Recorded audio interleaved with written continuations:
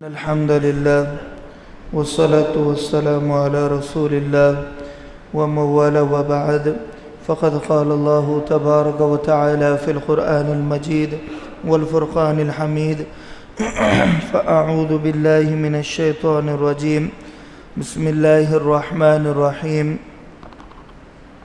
ألم تر أن الله يسجد له من في السماوات ومن في الأرض والقمر والنجوم والجبال والشجر والدواب وكثير من الناس وقال النبي صلى الله عليه وسلم الكيس من دان نفسه وعمل لما بعد الموت أو كما قال عليه الصلاة والسلام وصدق رسول النبي الكريم ونحن على ذلك لمن الشاهدين والشاكرين والحمد لله رب العالمين۔ محترم بھائیوں، بزرگوں اور دوستوں،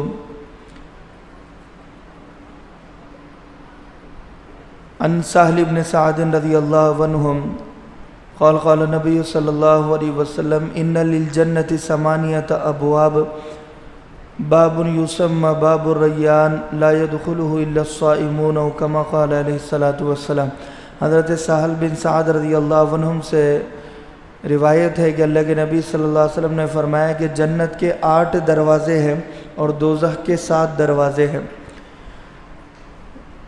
ظاہر سی بات ہے کہ جنت کے زیادہ دروازے ہیں اور دوزخ کے دروازے کم ہیں۔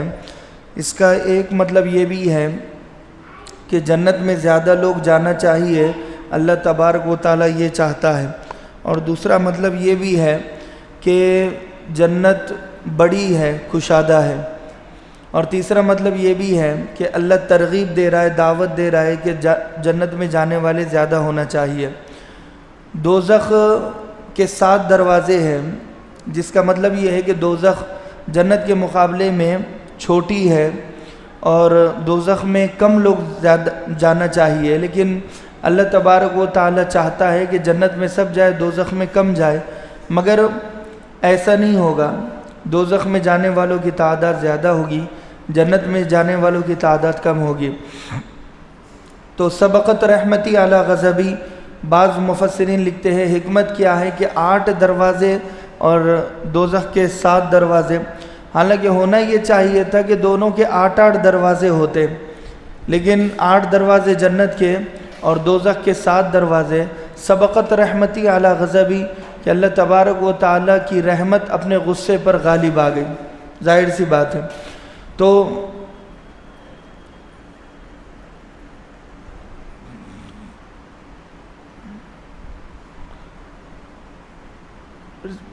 کیسا بیان کے بیچ میں کیسا ہے خلل ہو جاتا ہے، کھڑکی وغیرہ یہ پہلے سے کھول دے تو بھائی مہربانی ہے۔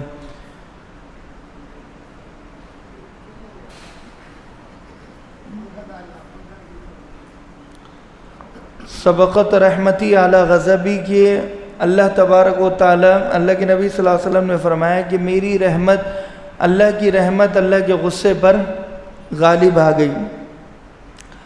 تو جنت کے 8 دروازے اور دوزخ کے 7 دروازے۔ اب اللہ تبارک و تعالی سے جنت کہہ رہی ہے حل من مزید کہ مجھے بھر دو، اور دوزخ بھی کہہ رہی ہے حل من مزید کہ مجھے بھر دو۔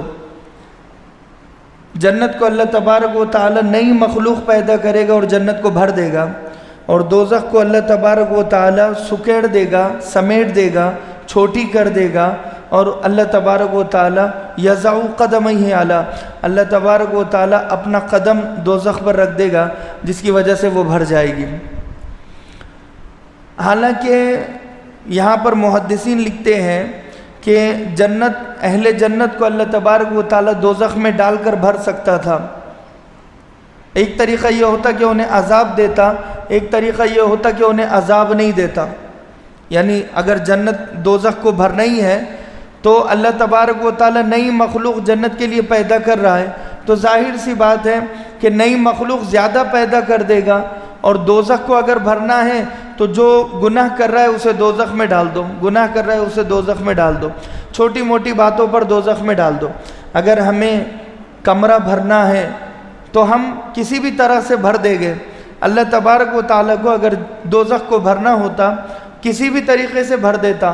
جاؤ تم نے ایک نماز نہیں پڑھی، دوزخ میں چلے جاؤ، جھوٹ بول دیا دوزخ میں چلے جاؤ، دھوکہ دے دیا دوزخ میں چلے جاؤ، رمضان کے روزے نہیں رکھے دوزخ میں چلے جاؤ، اور تم نے فلاں نافرمانی کی دوزخ میں چلے جاؤ۔ بہانے سے ہمیں دوزخ میں ڈال دیتا اللہ، کیونکہ دوزخ بھی کہہ رہی ہے کہ مجھے بھرو مجھے بھرو، حل من مزید، دوزخ کہہ رہی ہے کہ میرا پیٹ بھرو۔ اب یہ انسان آئے گے تو ہی اس کا پیٹ بھرے گا، ورنہ نہیں بھرے گا۔ تو لہٰذا حل من مزید، حل من مزید یہاں پر کہا گیا کہ دوزخ کا پیٹ اللہ تبارک و تعالیٰ کس طرح بھرے گا کہ کچھ لوگوں کو اللہ تبارک و تعالیٰ دوزخ میں ڈال دیتا اور انہیں عذاب نہیں دیتا۔ الواعدۃ والموعودۃ کلتاہما فی النار، حدیث میں فرمایا کہ بچے کو زندہ زمین میں دفن کرنے والی ماں اور وہ بچی دونوں بھی دوزخ میں جائے گے۔ اب علماء نے لکھا ہے کہ وہ بچی کا قصور کیا ہے؟ ماں نے اسے ابارشن کرایا، گرایا، اور عرب کے زمانے میں زندہ زمین میں بچوں کو دفن کر دیا کرتے تھے۔ یہ آگے آ جائے کچھ لوگ ٹیک لگا کر دین کی بات کو نہ سنیں، اگر کوئی عذر ہے، پریشانی ہے، بڑھاپا ہے، بات الگ ہے، لیکن ہوتا یہ ہے کہ ہمیں سب سے زیادہ کمزوری مسجد میں آ جاتی ہے۔ بھائی دین کی بات کا ایک ادب، ایک احترام ہے۔ امام مالک رحمۃ اللہ علیہ جب دین کی بات سنتے یا کرتے، حدیث بولتے یا پڑھتے، تو آپ بڑی مسند پر بیٹھتے اور لوگوں کی توجہ ہوتی تو سناتے، ورنہ نہیں سناتے۔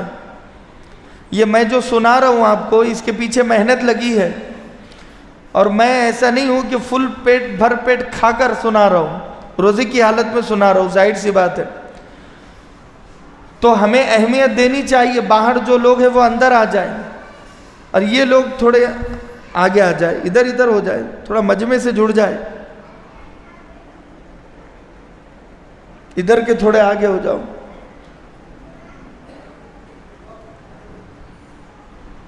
تو لہٰذا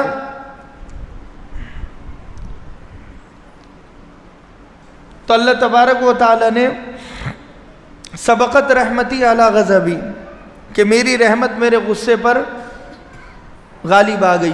تو اس کا میں نمونہ آپ کے سامنے پیش کر رہا تھا کہ وہ بچی کو دوزخ میں کیوں ڈالا جا رہا ہے۔ اس لیے سب سے بہترین جواب علماء نے دیا کہ وہ جو ماں ہے، ماں کو زیادہ عذاب دینے کے لیے بچی کو دوزخ میں ڈالا جا رہا ہے، کیونکہ ماں اپنے آنکھوں کے سامنے جب بچی کو جلتا ہوا تڑپتا ہوا دیکھے گی تو اور زیادہ اس کی تکلیف بڑھے گی، اور وہ یہ کہے گی کاش میں ابارشن نہ کراتی، کاش میں زندہ زمین میں دفن نہ کرتی، کاش میں بچی کو قتل نہ کرتی۔ تو لہٰذا اس کو زیادہ احساس دلانے کے لیے بچی کو اس کے سامنے دوزخ میں ڈالا جا رہا ہے، دونوں کو دوزخ میں ڈالا جا رہا ہے۔ اب سوال یہ پیدا ہوتا ہے کہ اللہ تو ظالم بن گیا، کیونکہ بچی کا کوئی قصور نہیں ہے، اس کو عذاب ہو رہا ہے۔ جواب یہ ہے کہ اللہ تبارک و تعالیٰ ایسی بچوں اور بچیوں کو دوزخ میں ڈالے گا، مگر انہیں عذاب نہیں دے گا، انہیں جلائے گا نہیں۔ سوال یہ پیدا ہوتا ہے کہ جب جلانا نہیں تھا تو پھر دوزخ میں ڈالا کیوں؟ جواب یہ ہے کہ وہ ماں کو تڑپانے کے لیے اور باپ کو احساس دلانے کے لیے۔ اب سوال یہ پیدا ہوتا ہے کہ دوزخ میں کوئی جائے اور نہ جلے، یہ کیسے ہو سکتا ہے؟ یہ اس طرح ہو سکتا ہے کہ دوزخ کے فرشتوں کو کہا جاتا ہے خزینے جہنم، تو ان کی بھی ڈیوٹی ہے وہاں پر، وہ بھی دوزخ میں ہے، لیکن دوزخ کی آگ انہیں جلاتی نہیں ہے، وہ اپنی ڈیوٹی کر رہے ہیں، اللہ کی رضامندی ان کے ساتھ ہے۔ ایسے سمجھیے جیسے ایک لاک اپ ہے، سینٹرل جیل ہے، وہاں پر پولیس گھوم رہی ہے، ایک ہوتا ہے مجرم اور ایک ہوتا ہے ملازم، یعنی ایک پولیس آفیسر ہوتا ہے اور ایک کمانڈر ہوتا ہے اور ایک جیل کا لہذا جیلر ہوتا ہے۔ تو وہ جیلر جو جیل میں ہوتا ہے وہ اپنی نوکری کرتا ہے، اسے سینٹرل جیل میں گھومنے میں مزہ آتا ہے، وہ روزانہ جاتا ہے اس لیے کہ اس کے ساتھ حکومت کی رضامندی ہے۔ اور وہی سینٹرل جیل میں چور بھی رہتا ہے، مجرم بھی رہتا ہے، ملزم بھی رہتا ہے، تو وہ سزا میں رہتا ہے، وہ عذاب میں رہتا ہے۔ بالکل ایسے ہی دوزخ میں جب یہ بچی جائے گی تو ظاہر میں لوگوں کو لگے گا یہ جل رہی ہے مگر جلے گی نہیں، جیسے حضرت ابراہیم علیہ السلام کا واقعہ ہوا۔ تو یہ ایک میں نے آسان بات اس سے زیادہ آسان آپ کو میں اگر سمجھا دوں کہ سورج اور چاند کو بھی اللہ تبارک و تعالیٰ دوزخ میں ڈالے گا. ان الشمس والقمر سکوران فی النار یوم القیامہ. اللہ تبارک و تعالیٰ سورج اور چاند کو توڑ کے مروڑ کے بے نور کر کے دوزخ میں ڈالے گا. وجہ کیا ہے, کیوں ڈالا؟ نہ چاند نے کوئی گناہ کیا نہ سورج نے کوئی گناہ کیا, گناہ کر ہی نہیں سکتے, ظاہر سی بات ہے. ان میں وہ ذی روح نہیں ہے, جاندار نہیں ہے. تو پھر دوزخ میں اس لیے انہیں ڈالا جا رہا ہے کہ جو لوگ چاند کی پوجا کرتے تھے اور سورج کی پوجا کرتے تھے, انہیں پتہ چل جائے کہ آج یہ اپنے آپ کو نہیں بچا سکے تو تمہیں کیا بچائے گے. تم ان کی پوجا کرتے تھے, چاند کی پوجا, سورج کی پوجا کرتے تھے. دیکھ لو یہ جو چاند ہے یہ خود جل رہا ہے, یہ خود بے نور ہے, یہ خود تڑپ رہا ہے.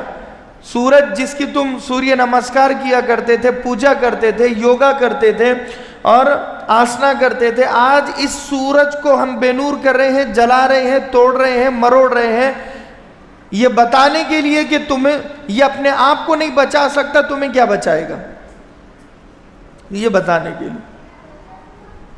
تو سورج اور چاند کو بھی اللہ تبارک و تعالیٰ دوزخ میں ڈالے گا بغیر کسی گناہ کے. ایک ہے سورج اور چاند میں کوئی جان نہیں ہے, اللہ تبارک و تعالیٰ جاندار کو بھی دوزخ میں نہیں ڈالے گا. بعض جاندار کون کون سے, وہ میں نے آیت تلاوت کی تھی, وہی الم تر ان اللہ یسجد لہ من فی السماوات و من فی الارض. کیا تم نہیں دیکھتے کہ اللہ تبارک و تعالیٰ کو سجدہ کر رہے ہیں؟ کون سجدہ کر رہے ہیں؟ جو کچھ زمین میں ہے سب سجدہ کر رہے ہیں, اور جو کچھ آسمان میں سب سجدہ کر رہے ہیں. سجدہ یعنی عبادت کرنا. اب یہ عبادت کر رہے ہیں, ان کا سسٹم چینج نہیں ہو سکتا. زمین کی مرضی نہیں ہے, زمین کی کوئی ہمت نہیں ہے کہ وہ اللہ کی نافرمانی کرے. تو یہاں پر فرمایا والشمس, سورج بھی اللہ کی پوجا کر رہا ہے, اللہ کو سجدہ کر رہا ہے. والقمر, اور چاند بھی اللہ کی پوجا کر رہا ہے, اللہ کو سجدہ کر رہا ہے. والنجوم, اور ستارے بھی اللہ کو سجدہ کر رہے ہیں, اللہ کی پوجا کر رہے ہیں. والشجر, اور درخت بھی اللہ کی پوجا کر رہے ہیں, اللہ کو سجدہ کر رہے ہیں. والدواب, والجبال والدواب, اور پہاڑ بھی اللہ کی پوجا کر رہے ہیں, سجدہ کر رہے ہیں. والدواب, اور زمین کے رینگنے والے, اڑنے والے, تیرنے والے, ہر طرح کا درندہ پرندہ چرندہ اللہ کی عبادت کر رہا ہے, پوجا کر رہا ہے. وَكَثِيرٌ مِّنَ النَّاسِ, اور انسانوں میں سے بہت سارے انسان اللہ کی عبادت کر رہے ہیں. پورے انسانوں کا نام نہیں لیا اس لیے کہ انسان تو سب ہیں مگر فرما بردار ان میں کم ہیں, اللہ کو ماننے والے کم ہیں. اب پھر ہے کون؟ سورج کی پوجا کرنے والے. بعض لوگوں نے لکھا کہ سورج اور چاند کو اللہ تبارک و تعالیٰ نے اس لیے دوزخ میں ڈالا کہ وہ ذریعہ بنے ہیں شرک کا ذریعہ بنے ہیں, جبکہ یہ غلط ہے. اس کا جواب علماء نے دیا ہے کہ جو ذریعہ اپنی مرضی سے بنے تو دوزخ میں جایا, لیکن جو ذریعہ اپنی مرضی سے نہیں بنا, کسی نے بنایا, تو اب وہ دوزخ میں کیوں جائے گا؟ مثال کے طور پر سورج نے تھوڑی کہا کہ میری پوجا کرو. اگر سورج کہتا کہ میری پوجا کرو اور مجھے نمسکار کرو تو پھر سورج کو دوزخ میں ڈالا جاتا. لیکن سورج نے نہیں کہا میری پوجا کرو, چاند نے نہیں کہا میری پوجا کرو, درختوں نے نہیں کہا کہ میری پوجا کرو, اور جانوروں نے نہیں کہا کہ میری پوجا کرو. والجبال والشجر, اور پتھروں نے نہیں کہا کہ ہماری پوجا کرو. یہ جتنی مورتیاں بنی ہیں ان میں سے ایک مورتی نے نہیں کہا کہ میری پوجا کرو. صحیح بات ہے. اگر یہ کہتے اور انسان انہیں سجدہ کرتے, پوجا کرتے, تو یہ مجرم ہوتے. اللہ تبارک و تعالیٰ جھوٹے خداؤں کو پیٹھ پر باندھ کر دوزخ میں ڈالے گا. تو جب یہ پیٹھ پر باندھیں گے غیر مسلموں کے ان کے بھگوان, تو وہ کہے گا, جس کو وہ بھگوان سمجھتے تھے وہ پتھر کہے گا میرا کیا قصور ہے, میں نے تھوڑی کہا انہیں کہ میری پوجا کرو. مقدمہ لڑا جائے گا. اب دونوں سامنے ہو گئے, وہ سامنے ہوگا بھکت اور اس کے سامنے ہوگا اس کا پتھر والا بھگوان. مقدمہ جیتے گا وہ پتھر, وہ کہے گا میں نے کبھی نہیں کہا میری پوجا کرو. حضرت عیسیٰ علیہ السلام کو بھی پیش کیا جائے گا, حضرت عیسیٰ علیہ السلام کہے کہ میں نے تو کہا ہی نہیں میری قوم کے کہ میری پوجا کرو۔ انجیل 5 ہے، متی، یوحنا، مرقس، لوقا، برنباس، یہ جو 5 انجیل ہیں ان میں سے 4 انجیل تابعین کی لکھی ہوئی ہے، یعنی حضرت عیسیٰ کے انتقال کے 100 سال کے بعد متی، یوحنا، مرقس، لوقا، یہ 4 لوگ 100 سال کے بعد پیدا ہوئے۔ ان کے پیدا ہونے کے بعد انہوں نے اپنی مرضی سے لکھا، سن کر جو سنا انہوں نے۔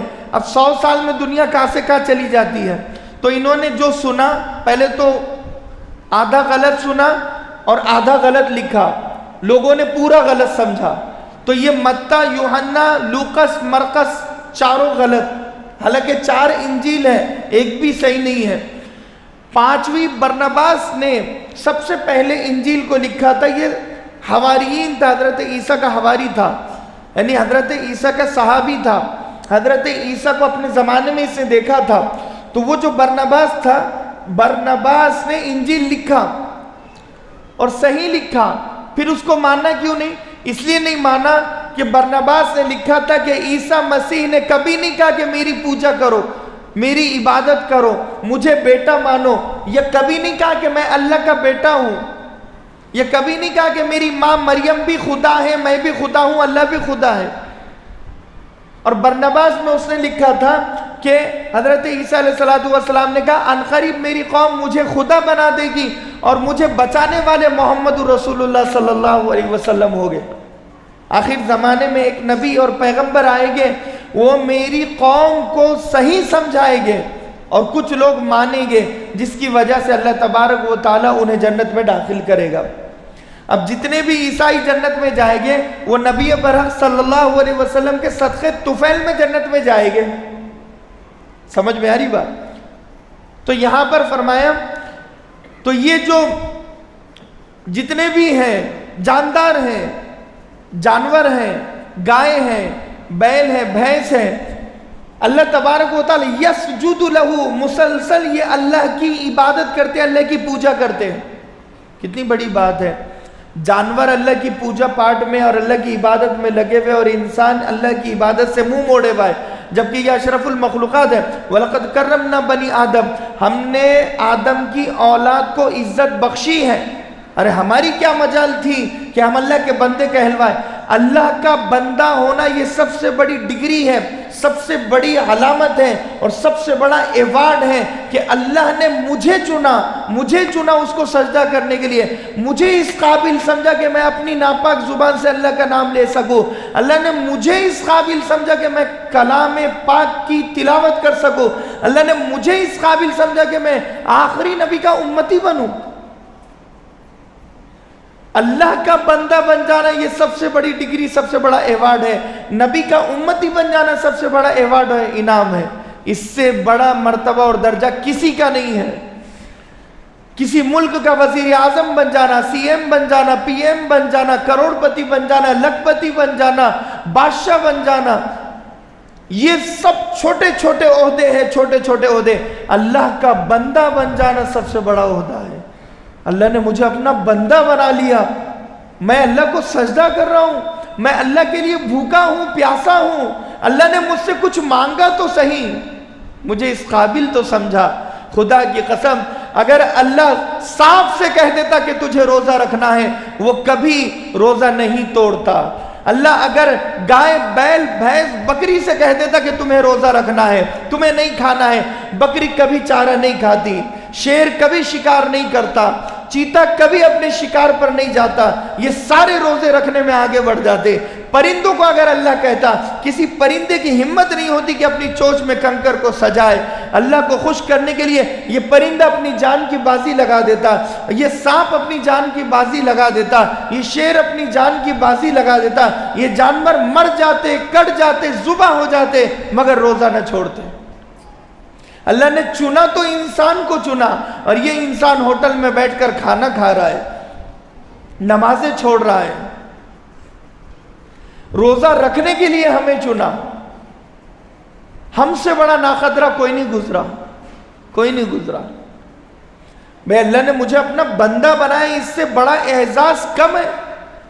کتنا بڑا اعزاز ہے یہ کہ میں اللہ کا بندہ اور نبی کا امتی ہوں، اس سے بڑا اعزاز کوئی نہیں ہے۔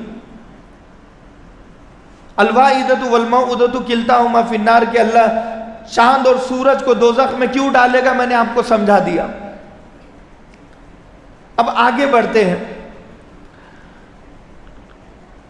اللہ تبارک و تعالی جنت کو بھرنے کے لیے نئی فوج کو کھڑا کرے گا، نئی مخلوق کو پیدا کرے گا اور جنت کو بھر دے گا۔ مولانا یعقوب نانوتوی رحمۃ اللہ علیہ حدیث کا درس دے رہے تھے، جب یہ حدیث طلبہ میں بیان کی تو مولانا اشرف علی تھانوی بیٹھے ہوئے تھے اور ان کے کچھ بھائی بیٹھے ہوئے تھے، وہ کہنے لگے کہ کاش ہم وہ مخلوق میں ہوتے کہ جو اللہ تبارک و تعالی جنت کو بھرنے کے لیے نئی مخلوق کو پیدا کرے گا، وہ جنت میں چلے جائے گی۔ کیا بہترین بات علماء نے لکھی ہے، کہا وہ جو مخلوق کو اللہ جنت کو بھرنے کے لیے پیدا کرے گا، ایک بھی نافرمانی ایک بھی گناہ انہوں نے نہیں کیا، پیدا ہوئی کہ جنت میں، تو وہ ہمارے سامنے کوئی حیثیت نہیں رکھتی۔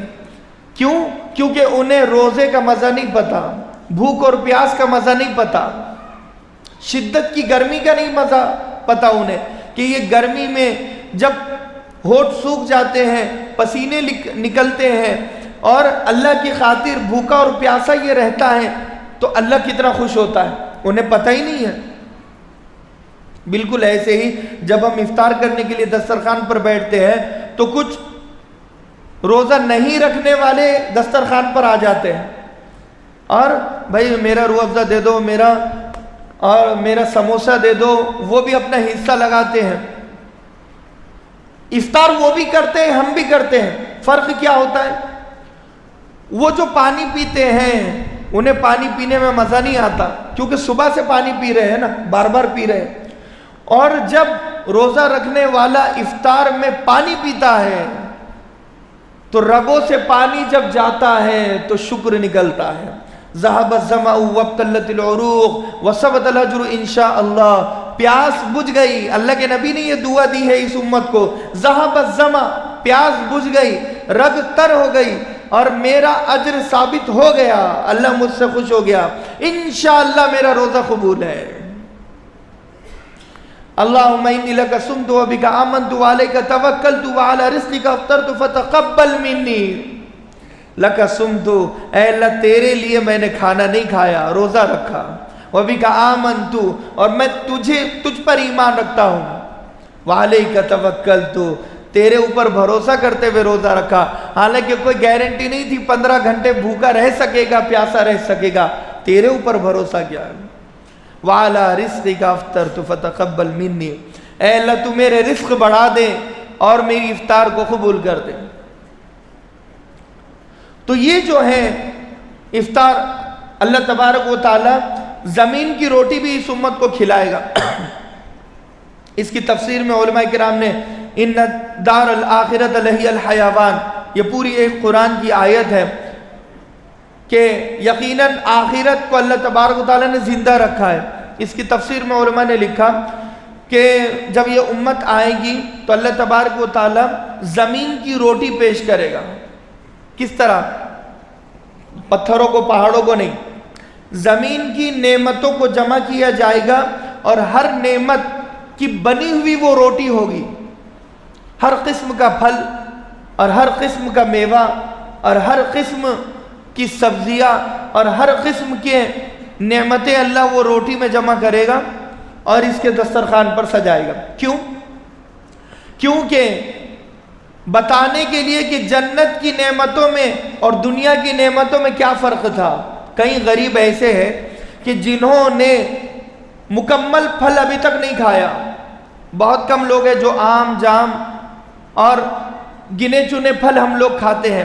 ڈرائی فروٹ غریب نہیں کھاتا، کاجو، بادام، پستہ اسے کھانے کہاں سے ملے گا؟ تو جب دنیا کی نعمت کھائے گا تو جنت کی نعمت میں مزہ آئے گا اسے۔ تو اللہ تبارک و تعالیٰ غریبوں کو، جو غریب امیر سے 500 سال پہلے جنت میں جائے گے تو جب ان کا دسترخوان لگے گا تو اللہ وہ غریب کو دنیا کی ہر نعمت کھلا دے گا، دنیا کا ہر پھل، دنیا کا ہر ڈرائی فروٹ، ہر چیز انہیں کھلائے گا۔ وہ اس لیے کھلائے گا کہ یہ دیکھو یہ دنیا کا آم ہے، یہ دنیا کا جام ہے، دنیا کا انار ہے، اور یہ دنیا کے پھل اور فروٹ اور میوے ہیں، تم دنیا کے پہلے کھاؤ، پھر تمہیں جنت کا انار ہم کھلائیں گے، جنت کا آم کھلائیں گے، جنت کا سیب کھلائیں گے۔ اب ہمیں بتاؤ کہ کوالٹی کس کی اچھی ہے، دنیا کے انار کی یا جنت کے انار کی؟ وہ جو جنت کا انار ہوگا، اس کا ایک انار کو کھولنے کے لیے، یعنی اس کے خوشے کو درخت سے توڑنے کے لیے، کھول کر پلیٹ میں سجانے کے لیے 70,000 حوروں کی ایک جماعت اللہ تبارک و تعالی روزے دار کو تحفے میں دے گا۔ یہ حور اس کا پھل پلیٹ میں سجا کر اس کے سامنے لائے گی۔ روزے دار کا انعام و اکرام ہے، اور کیا؟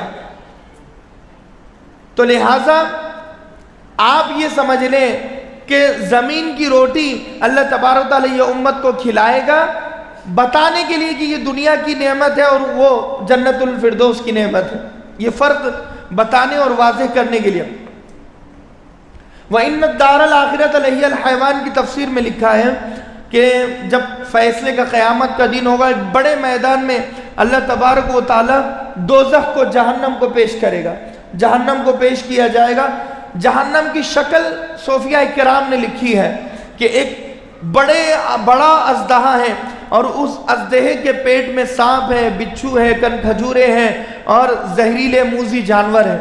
ایک بڑا اژدہا بن کر دوزخ یعنی جہنم بڑے اژدہے کی شکل میں میدان میں آئے گی، اور اس کی 70,000 لگامیں ہوگی، ہر لگام کو 70,000 فرشتے پکڑے ہوئے ہوگے۔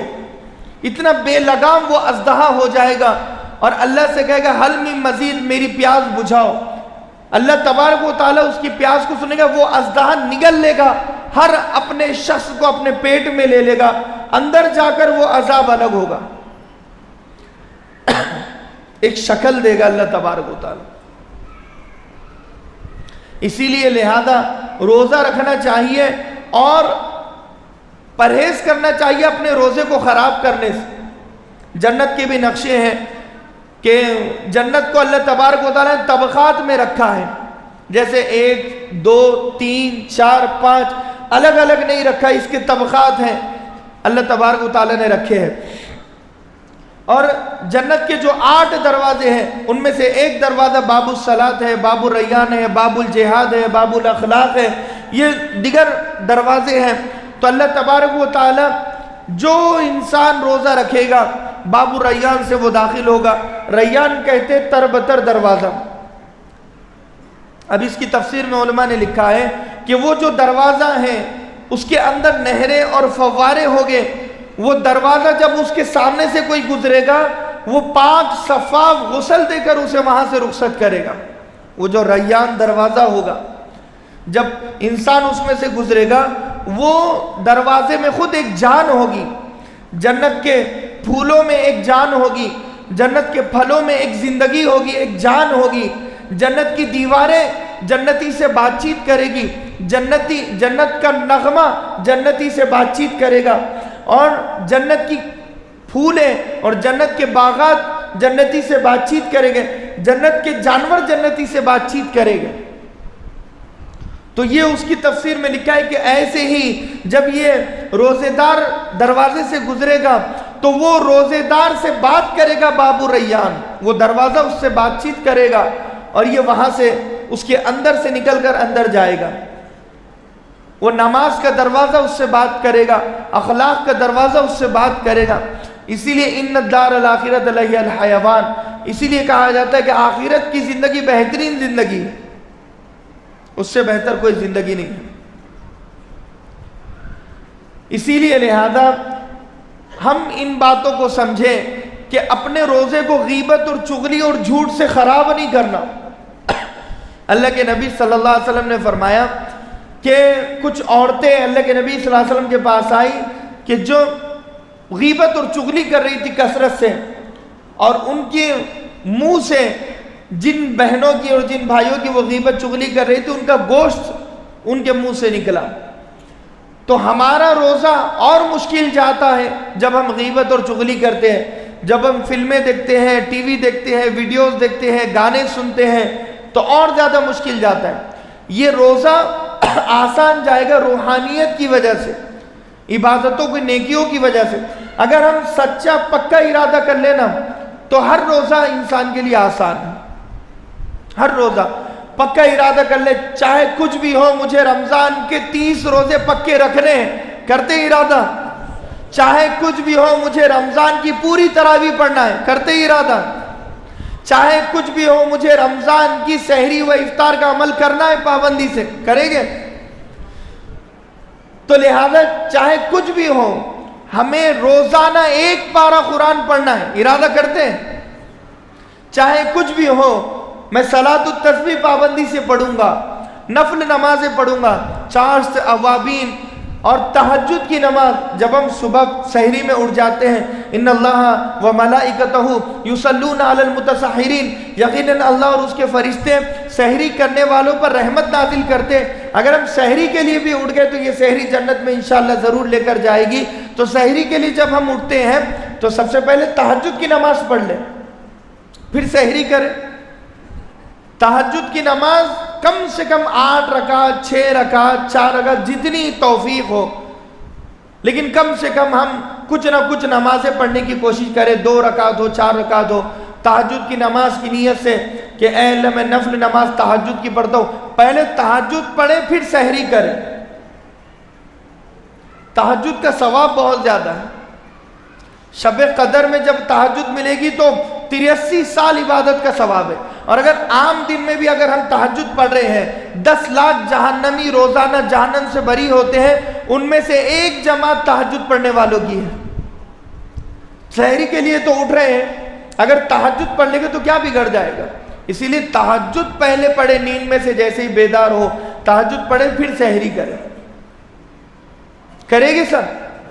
اور اس کے علاوہ باقی سنتوں کی مکمل پابندی، مسواک کریں، خوشبو لگائیں، داڑھی رکھیں، اسلامی لباس پہنیں، سنتیں مکمل پڑھیں، واجبات مکمل ادا کریں. کسی کو اپنی زبان سے تکلیف نہ دیں. کہ فرمایا کہ یہ مہینہ صبر کا مہینہ ہے، صبر کرے. اگر کوئی ہمیں کچھ کہے تو صبر کر لے، غصے کو پی جائے. والکاظمین الغیظ والعافین عن الناس، کہ اللہ کی رحمت کے سائے میں وہ روزے دار ہو گئے جو غصے کو پیتے تھے. والعافین عن الناس، لوگوں کو معاف کرتے تھے. بھئی معاف کر لیں. معاف کرنے والا بڑا ہوتا ہے، اس کا درجہ مرتبہ بڑا ہوتا ہے. اللہ کے نبی صلی اللہ علیہ وسلم غصہ نکالنے والے نہیں تھے، غصے کو پینے والے تھے. اللہ کے نبی صلی اللہ علیہ وسلم ستانے والے نہیں تھے، بلکہ ستانے والوں کو معاف کرنے والے تھے. ہم معاف کر دیں. روزے میں بیوی سے کچھ غلطی ہو جاتی ہے، نمک زیادہ ہو گیا، معاف کر لے اللہ کے لیے. اللہ کی بندی میں نے اللہ کے لیے تجھے معاف کر دیا. نمک زیادہ ہو جائے معاف کر لے، کم ہو جائے معاف کر لے. اگر دوست سے غلطی ہو جائے یا محلے کے کسی بھی شخص سے غلطی ہو جائے تو اس کو اللہ کے لیے معاف کر دے، دشمنیوں کو ختم کر دے. شب قدر میں 4 لوگوں کی بخشش نہیں ہوتی. ایک تو ماں باپ کے نافرمان ماں کے قدموں میں گر جائے، باپ کے قدموں میں گر جائے، باپ کو سینے سے لگا لے، باپ سے ایسی معافی مانگے کہ ابا تمہیں مجھے معاف کرنا ہی ہوگا، میں نے تمہارا بڑا دل دکھایا، میں نے تمہیں بہت ستایا، میں تمہارا نافرمان، اللہ کا نافرمان، ابا جی مجھے معاف کر دیجئے. پتہ نہیں یہ میرا آخری رمضان ہو، اگر میں اس حالت میں چلا گیا تو بخشا نہیں جاؤں گا. ایسا شخص جو قبر میں جاتا ہے، جس نے ماں باپ کو ناراض کیا، اس کی قبر کا چہرہ اگر قبلہ رخ ہوتا ہے تو چہرہ پھر جاتا ہے، چہرہ پھر جاتا ہے. بہت سخت وعید ہے. اگر پوری زندگی حج اور عمرے میں گزاری، رمضان کے روزے پابندی سے رکھے، تلاوت کی، مگر ماں کو ستایا، باپ کا دل دکھایا اور قبر میں گیا، تو زبان حرکت نہیں کرتی ہے ایسے شخص کی جو ماں باپ کا نافرمان.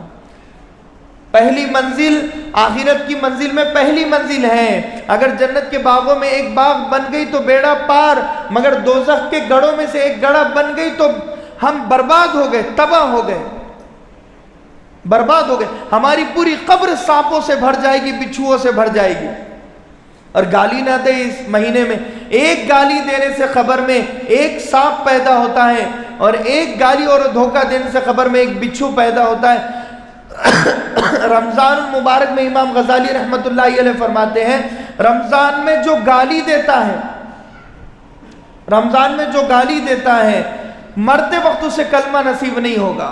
رمضان کا مہینہ اتنا مبارک مہینہ, اگر اس کی قدر نہیں کرو گے تو وعید بھی ویسی ہے, وعید بھی ویسی ہے.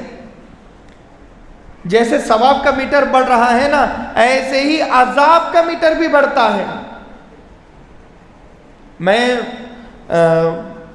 فجر کی نماز پڑھ کر میں مسجد سے آیا, اللہ معاف کرے میں محلے کا نام نہیں بولوں گا, مگر گانے کی آواز میں نے سنی. سحری کی یا نہیں کی ان لوگوں نے پتہ نہیں, مگر گانا زور زور سے بج رہا ہے, اور وہ گانا 11 بجے تک مسلسل بجتا رہا. آج کی میں بات بتا رہا ہوں, آج کی غلیظ گانوں کے بول, فحش گانوں کے بول, ایسے بول کے ایک ماں کے سامنے بیٹا ایسے بول نہ بول سکے نہ سن سکے, ایسے گانے بج رہے ہیں کہ کنواری بچیاں, ان کا ذہن اور دل و دماغ خراب ہو رہا ہے. بے حیائی, بے شرمی, بے غیرتی عروج پر پہنچ چکی ہے. ایسے بول کہ کوئی باحیا خاتون, باحیا لڑکی وہ بول برداشت نہ کر سکے. شرکیاں بول, پیار و محبت کے بول. بیٹی سن رہی ہے اور باپ خاموش ہے, بیٹی سن رہی ہے ماں خاموش ہے, بہن سن رہی ہے بھائی خاموش ہے, بھائی سن رہا ہے بہن خاموش ہے. ایک عورت 4 مردوں کو دوزخ میں لے جائے گی, ایک اپنے بھائی کو, شوہر کو, اور اپنے بیٹے کو, اور اپنے باپ کو, اس لیے کہ ان چاروں نے مل کر میری تربیت نہیں کی تھی. تربیت ہمیں کرنا ہے. اگر ہم راہ سے بٹ گئے تو خود نہ تھے جو راہ پر اوروں کے ہادی بن گئے, کیا نظر تھی جس نے مردوں کو مسیحا کر دیا. صحابہ کرام تو ان کا تو ایسا ماحول تھا کہ زندہ زمین میں بچی کو دفن کر دیا کرتے تھے, ایسا ماحول تھا. لیکن اللہ نے ایسے لوگوں کو چنا, اور انہوں نے کلن وعد اللہ الحسنى اپنی زندگی بنا کر دنیا سے چلے گئے. میرے دوستو, ہم مسلمان گھرانے میں پیدا ہوئے, مسلمان ماحول میں ہم پرورش پائی, پھر بھی اگر ہم روزہ نہ رکھ سکے, تراویح نہ پڑھ سکیں, ہم ایسے رمضان نہ گزار سکے جیسے گزارنا چاہیے تھا, تو اللہ کے سامنے ہم کیا جواب دیں گے.